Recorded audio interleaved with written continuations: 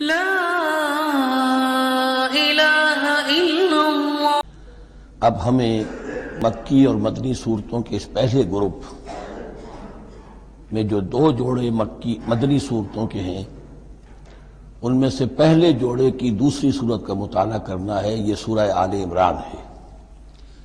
جیسا کہ اس سے قبل بھی میں آپ کو بتا چکا ہوں کہ جوڑے ہونے کی نسبت یہ ہے کہ ان دونوں چیزوں میں گہری مشابہت بھی ہو، مرد اور عورت بہت مشابہت بھی ہے لیکن کچھ فرق بھی ہو، اور جو فرق ہو وہ ایسا ہو کہ جس سے ایک دوسرے کے لیے کمپلیمنٹری ہو، ایک دوسرے سے مل کر کسی مقصد کی تکمیل ہوتی ہو۔ یہ نسبت زوجیت کی حقیقت ہے۔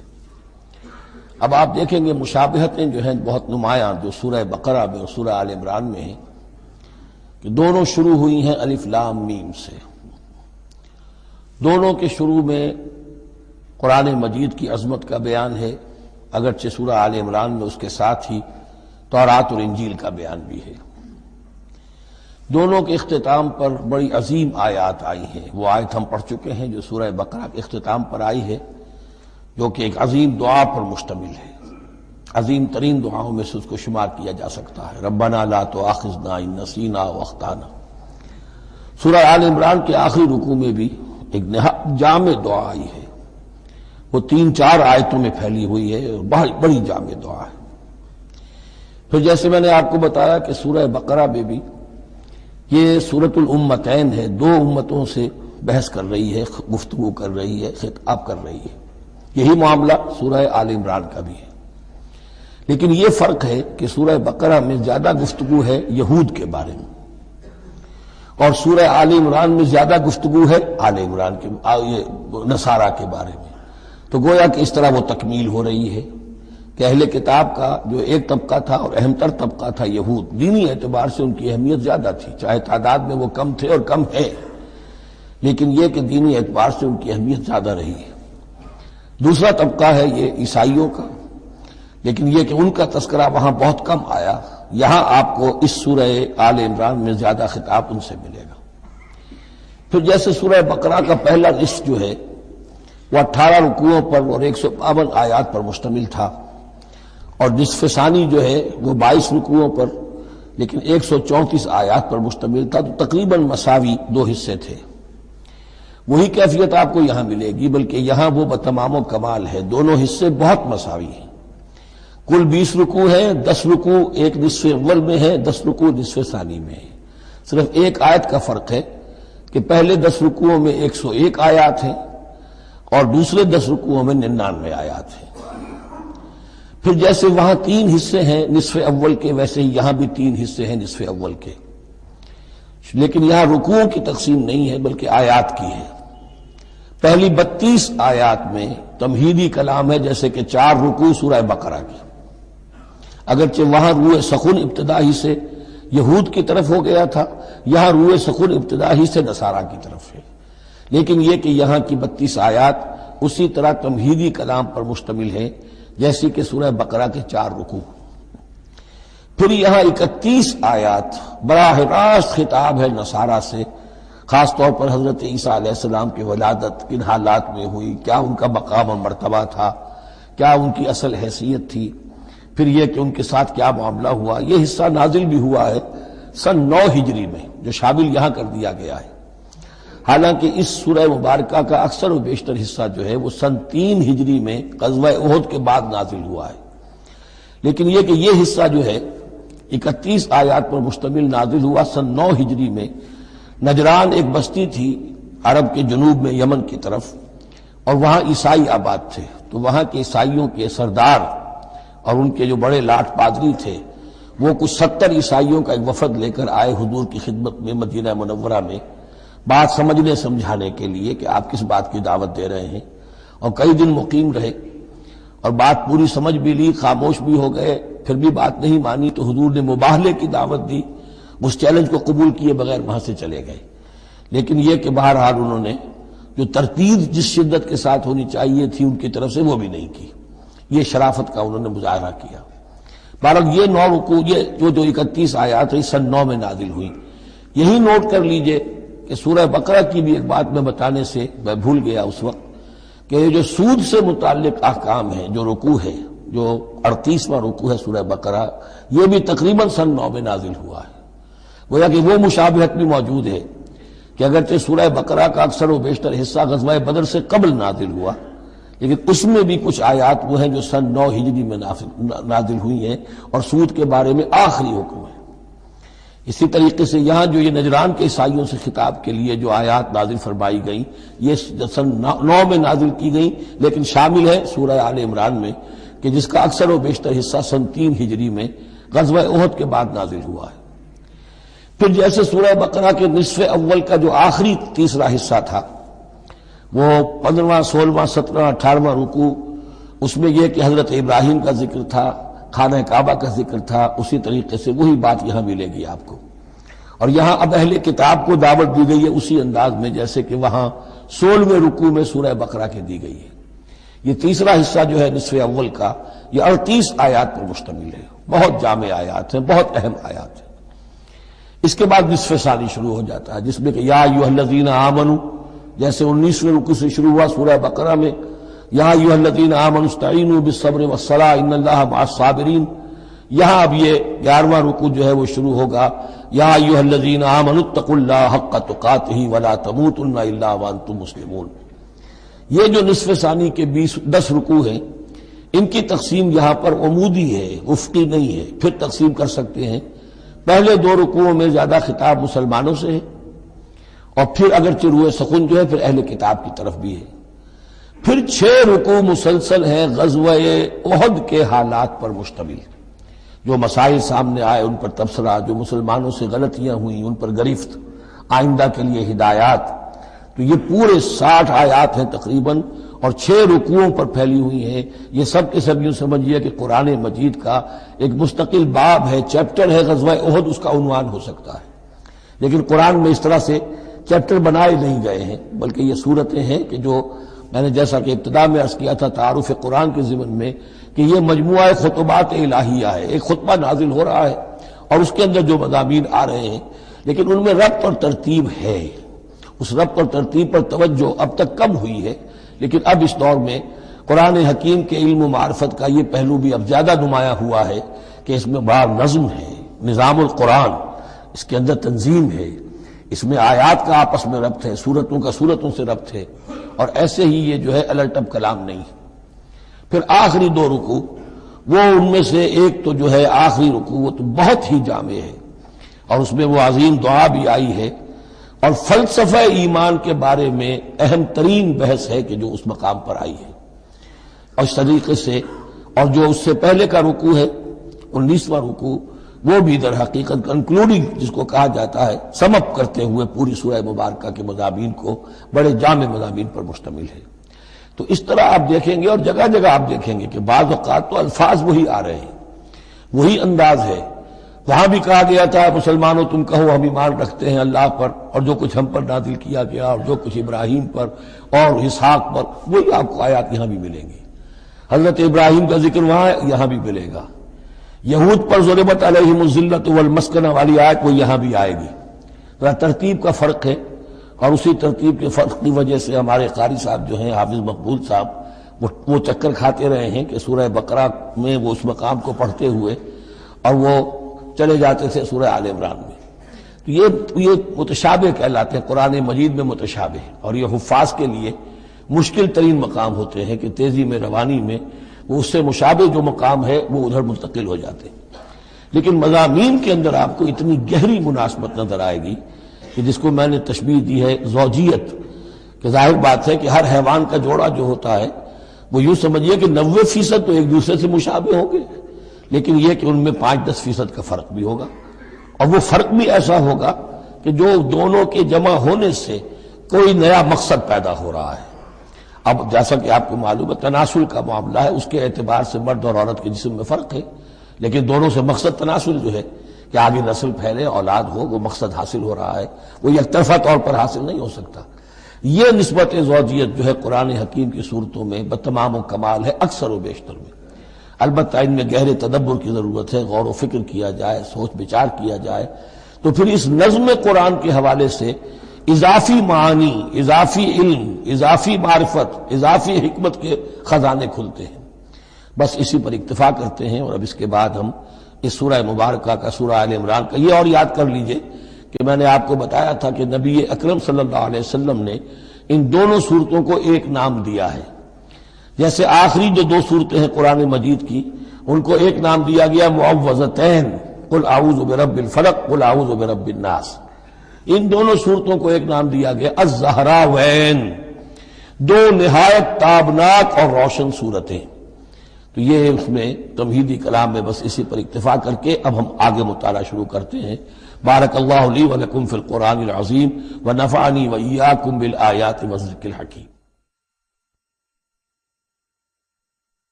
أشهد أن محمد رسول الله۔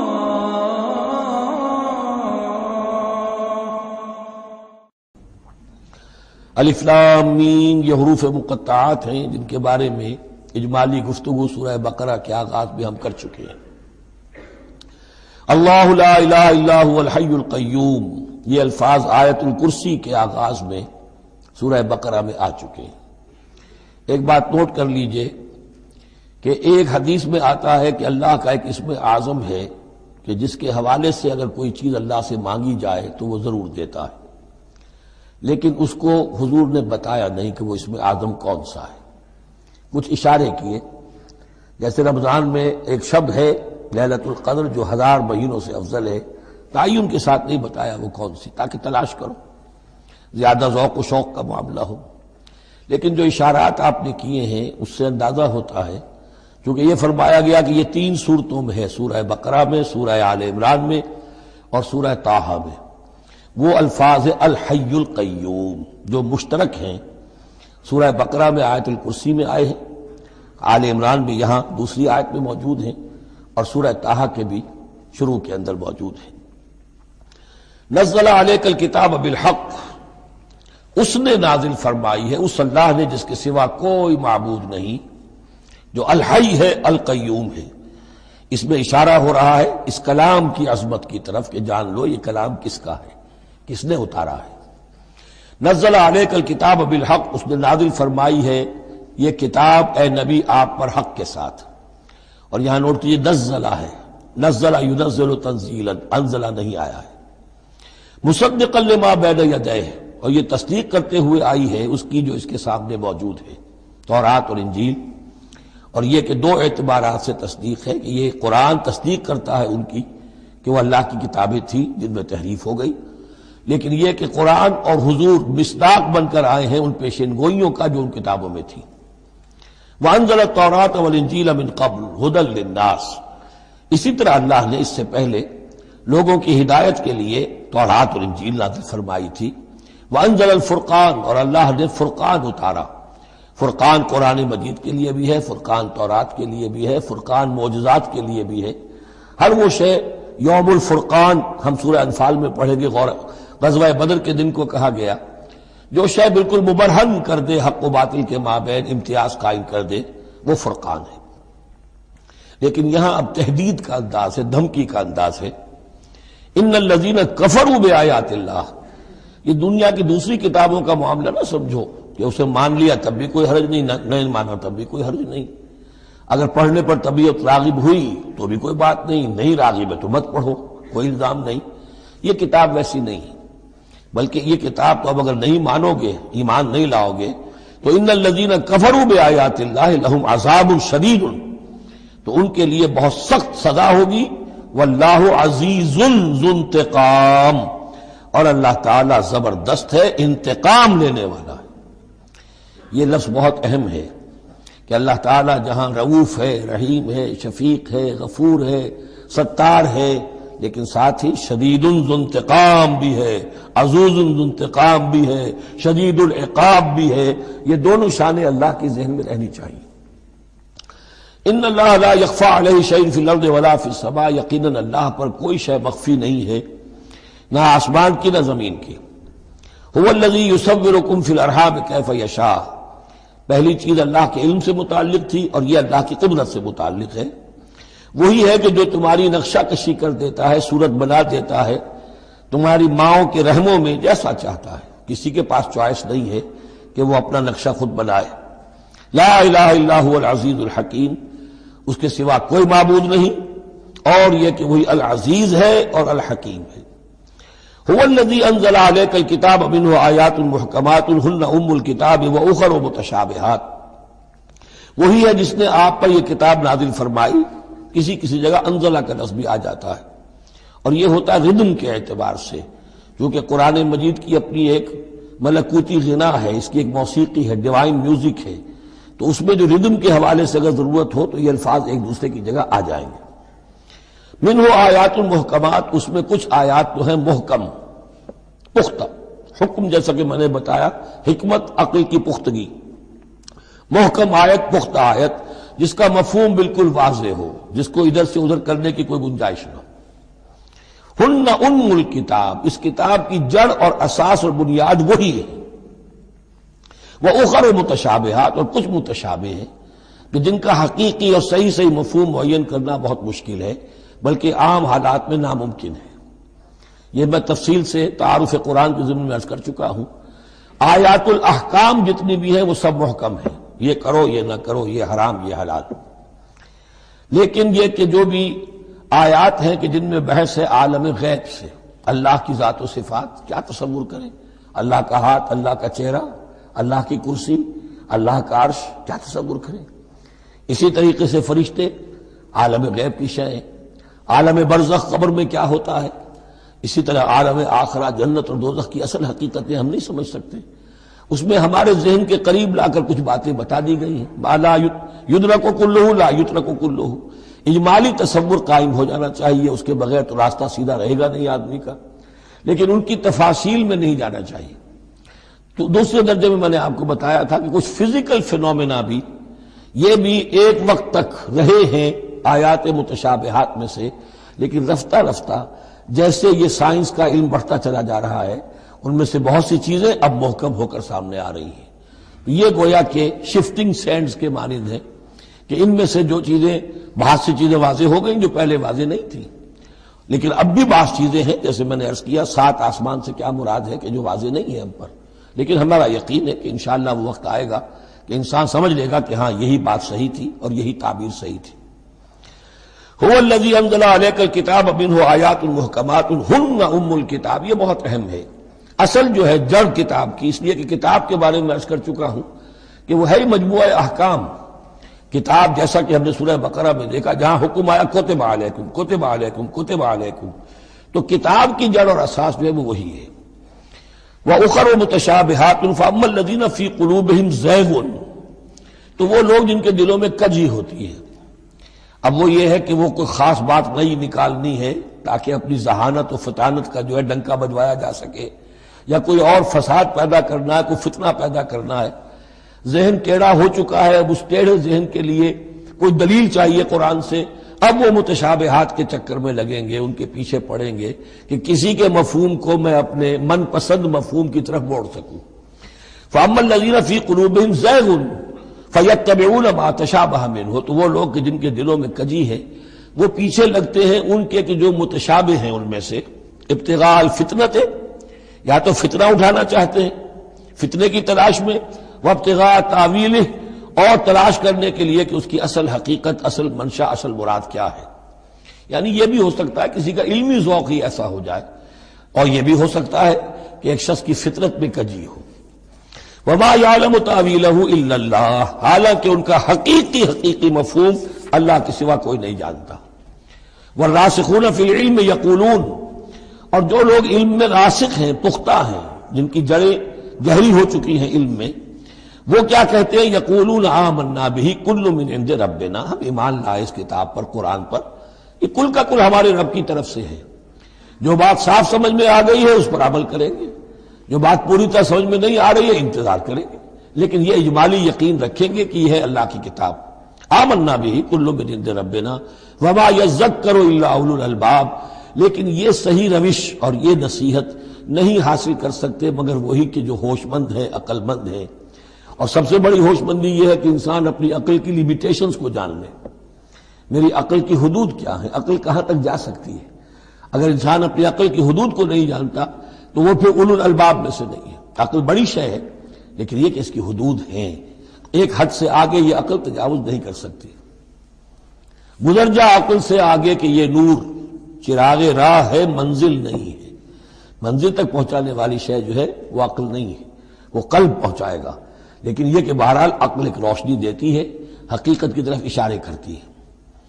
ربنا لا تزغ قلوبنا بعد إذ هديتنا، اور ان کا یہ قول ہوتا ہے اولو الالباب کا، اے رب ہمارے دلوں کو کج نہ ہونے دیجو اس کے بعد کہ تو نے ہمیں ہدایت دے دی ہے. وَهَبْ لَنَا مِن لَّدُنكَ رَحْمَةً، اور ہمیں تو خاص اپنے خزانہ فضل سے رحمت عطا فرما.